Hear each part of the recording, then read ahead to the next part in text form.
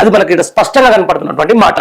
తొలి బోని మొత్తానికైతే BRS party ఒక బోని అయితే కొట్టేసింది. సంగారెడ్డి జిల్లా గడ్డపోతారానికి సంబంధించిన దాంట్లో జరిగినటువంటి ఏదైతే మున్సిపాలిటీ ఎన్నికల్లో బీఆర్ఎస్ పార్టీ ఒక స్పష్టమైన హవా కొనసాగింది. ప్రస్తుతం పటాన్చెరు నియోజకవర్గానికి సంబంధించిన దానికైతే ఉంది. దాని నేపథ్యంలో చూసుకుంటే ఒకసారి ఎట్లా అంటే మీకు వినిపిస్తా. మొత్తానికి సంగారెడ్డి జిల్లా గడ్డపోతారం మున్సిపాలిటీ బీఆర్ఎస్ కైవసం చేసుకుంది. తొలి మున్సిపాలిటీగా గెలుచుకున్నటువంటి బోనిగా మున్సిపాలిటీ ఎన్నికల్లో బోని కొట్టినటువంటి పార్టీగా బీఆర్ఎస్ పార్టీ మరోసారి చరిత్ర సృష్టిందని చెప్పుకోవచ్చు. మొత్తం మున్సిపాలిటీ వార్డులో 10 బీఆర్ఎస్ వార్డులో అభ్యర్థులు విజయం సాధించారు. కేవలం ఒకే ఒక్క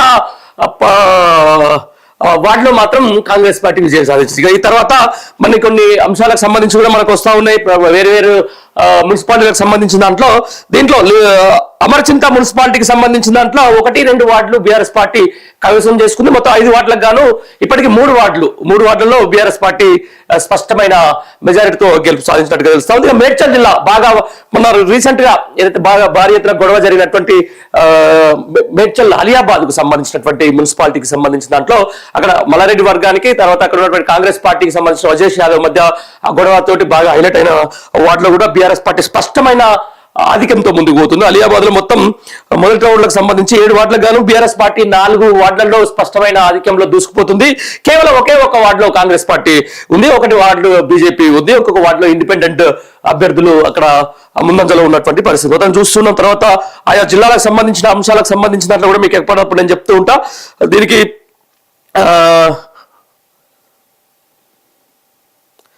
మొత్తం ఎట్లా అంటే టోటల్ గా వస్తున్నటువంటి ఒకసారి ఈ యొక్క ఫలితాలను అంచనా వేసుకుంటే మాత్రం కాంగ్రెస్ పార్టీ మీద ఏ విధంగా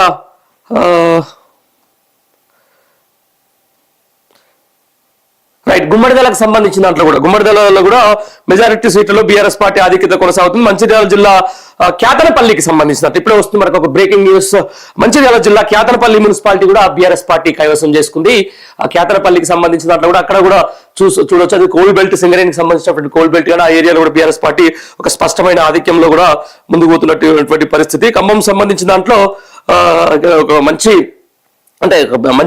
ఏమంటారు దాన్ని ఒక అనూహ్యమైనటువంటి ఫలితం అయితే ఖమ్మం జిల్లా మధిర మున్సిపాలిటీ 10వ వార్డులో టీడీపీ అభ్యర్థి అక్కడ గెలుపు సాధించినట్టుగా మనకైతే కొన్ని వార్తలు వస్తూ ఉన్నాయి.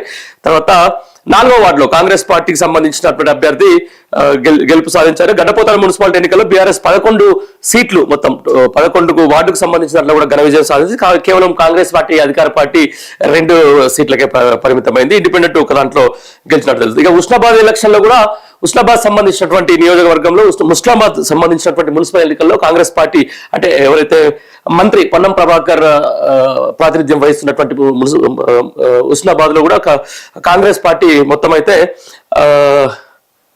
ఆల్మోస్ట్ 4, 5, 6, 7 వార్డులో కాంగ్రెస్ పార్టీ అభ్యర్థులు గెలుపు సాధించినట్టుగా తెలుస్తా ఉంది. ఇక సంగారెడ్డి జిల్లాకు సంబంధించిన దాంట్లో మరికొన్ని వార్తలు అయితే వస్తా ఉన్నాయి. ఇంకా కొన్ని రాజన్న సిరిసిల్లాకు సంబంధించిన దాంట్లో కూడా ఇప్పుడే ఒక వార్త అయితే మనకు వస్తుంది. వేములవాడ మున్సిపల్ పరిధిలో మొత్తం వార్డు 28, పోస్టల్ బ్యాలెట్లు 27, బీఆర్ఎస్ పార్టీ 33, బీజేపీ 13, ఇతరులు 2, రిజెక్ట్ 3 అని చెప్పేసి కూడా పోస్టల్ బ్యాలెట్ సంబంధించిన దాంట్లో బీఆర్ఎస్ పార్టీ ఒక స్పష్టమైన ఆధిక్యత ఇది వేములవాడ మున్సిపల్ పరిధిలో కూడా మనకు వస్తున్నటువంటి మాట. ఇక మధిరాకు సంబంధించిన దాంట్లో కూడా కొన్ని జిల్లాల్లో పర్టికులర్గా మెదక్ తర్వాత మెదక్ సంబంధించిన దాంట్లో మెదక్, సిద్దిపేట తర్వాత కొన్ని అక్కడ సిరిసిల్లాకు సంబంధించిన జిల్లాల్లో బీఆర్ఎస్ పార్టీ ఒక స్పష్టమైన ఆధిక్యం కొనసాగుతుంది. ముఖ్యంగా ఖమ్మం జిల్లాలో కూడా బీఆర్ఎస్ పార్టీ హవా కొనసాగుతుంది. ప్రస్తుతం ఇంకా వరంగల్ సంబంధించిన దాంట్లో ఇంకా మనకైతే రాలేదు. కార్పొరేషన్ పరిధిలో మాత్రం అధికార కాంగ్రెస్ పార్టీ ఇప్పటికే 2 డివిజన్లో బోని కొట్టినట్టుగా మనకైతే వార్తలు వస్తా ఉన్నాయి.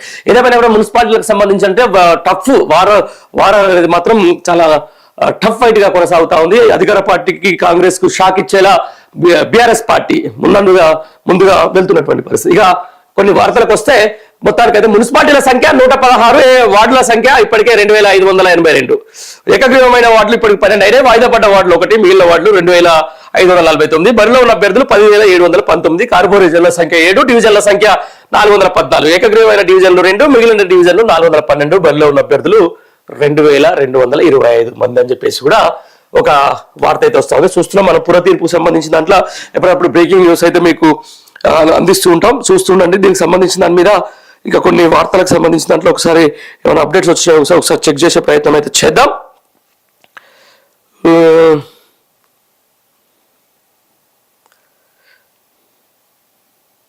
రైట్, ఇదే అన్నిటి కూడా ఇదే బోని కొట్టినట్టుగా తెలుస్తుంది. మున్సిపల్కి సంబంధించినటువంటి ఎలక్షన్లో సంగారెడ్డి జిల్లా గడ్డపోతారం మున్సిపాలిటీలో కూడా బీఆర్ఎస్ పార్టీ ఘన విజయం అంట, మామూలు విజయం కాదు అది. దగ్గర 10-12 వార్డులు కాంగ్రెస్ బీఆర్ఎస్ పార్టీ గెలిచింది. కేవలం 2 వార్డులకే కాంగ్రెస్ పరిమితమైంది. ఒక వార్డులో ఇండిపెండెంట్ అభ్యర్థి గెలిచింది. ఇది ప్రస్తుతం పటాన్ చెరువు నియోజకవర్గానికి సంబంధించిన దాంట్లో ఉంది ఆ యొక్క గడ్డపోతారం మున్సిపాలిటీ.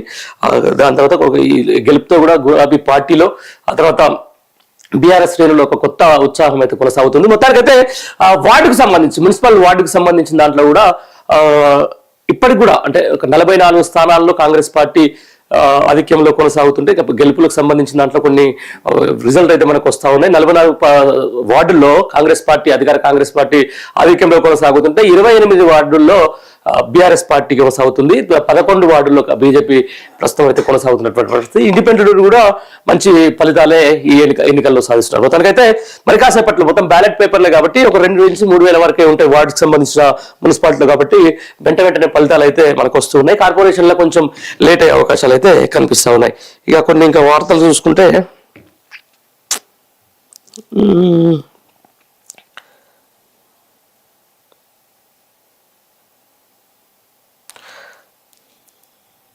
దీనికి సంబంధించిన దాని మీద మనం ఒకసారి మాట్లాడేది కూడా కొంతమందిని మనం లైన్ లో తీసుకునే ప్రయత్నం చేద్దాం.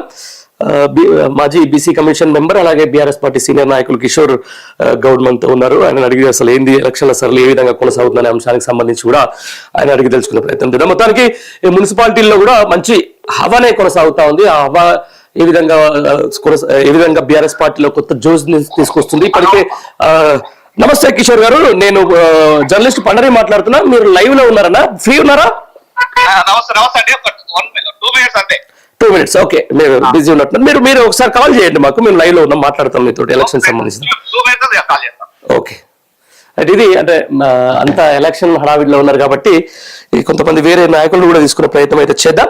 దాంతో పాటుగా మొత్తానికైతే ఏదేమైనా కూడా ఈ ఎలక్షన్ సంబంధించిన దాంట్లో ఎట్లా ఉంది, ఏ విధంగా కొనసాగుతుంది అనే అంశానికి సంబంధించిన దాంట్లో కూడా మనం ఎప్పుడప్పుడు బేరీ చేసుకుంటే చూడొచ్చు. ఒకసారి బీఆర్ఎస్ పార్టీకి సంబంధించిన అదే ఒక కొత్త జోసత్వాలే వచ్చే అవకాశం అయితే స్పష్టంగా కనిపిస్తా ఉంది. ఏదైతే సర్పంచ్ ఎలక్షన్ లో ఉన్న జోషిని బీఆర్ఎస్ పార్టీ అట్నే ఆ మొమెంటాన్ని కంటిన్యూ అయితే చేస్తా ఉంది. దాదాపు 35% గ్రామ పంచాయతీలు అంటే అధికార పార్టీకి ఎంత ఫ్లెక్సింగ్ ఉన్నా, ఎంత అధికార పార్టీకి ఎంత పట్టున్నా కూడా దాదాపు 60%కే కాంగ్రెస్ పార్టీ పరిమితమైంది. ఈసారి మున్సిపల్ ఎలక్షన్ లో అందులో పార్టీ గుర్తుల మీద జరిగే ఎలక్షన్లు కాబట్టి బీఆర్ఎస్ పార్టీ మాత్రం స్పష్టమైన హావా చూపిస్తున్నట్టుగా మనకైతే కొన్ని వార్తలు అయితే వస్తూ ఉన్నాయి. మున్సిపాలిటీలకు సంబంధించిన దాంట్లో మెజారిటీ మున్సిపాలిటీలు అంటే అనుకున్న దానికంటే లేకపోతే ఎగ్జిట్ పోల్స్ లో ఇచ్చిన దానికంటే కూడా భారీగానే ఎలక్షన్ లో గెలిచే అవకాశాలు అయితే మనకు స్పష్టంగా కనిపిస్తా ఉంది.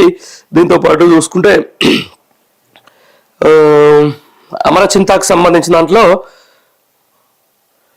మోత్కూరు నియోజకవర్గానికి మోత్కూరు మున్సిపాలిటీకి సంబంధించిన దాంట్లో 4వ వార్డులో కొండా శోభమల్లు సంబంధించి బీఆర్ఎస్ పార్టీ అభ్యర్థి 124 ఓట్లతో గెలుపు సాధించారని చెప్పేసి వస్తుంది. 1వ వార్డులో కాంగ్రెస్ పార్టీ అభ్యర్థి